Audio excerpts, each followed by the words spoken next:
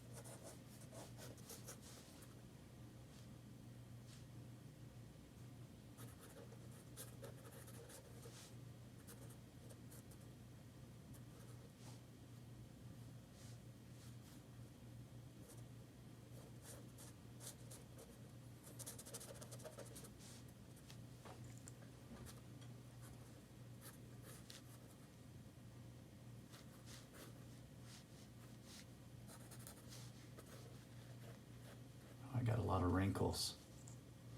I guess I'm old.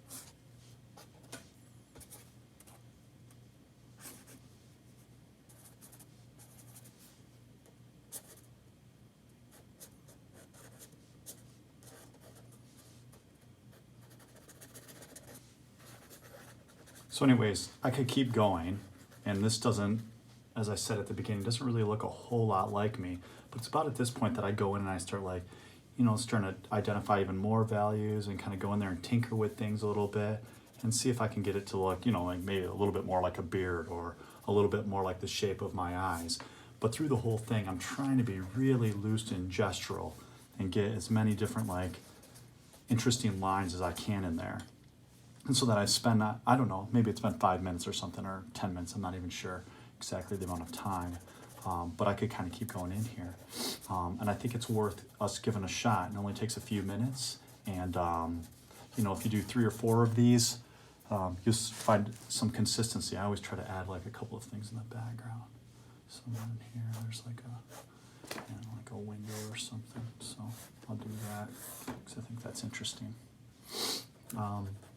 And we always put ourselves out there a little bit when we do something like a portrait. But I think it's worth sharing and trying and practicing. I think you might be surprised what you come up with. If it doesn't look like your subject, forgive yourself, but maybe come up with something kind of interesting. Okay.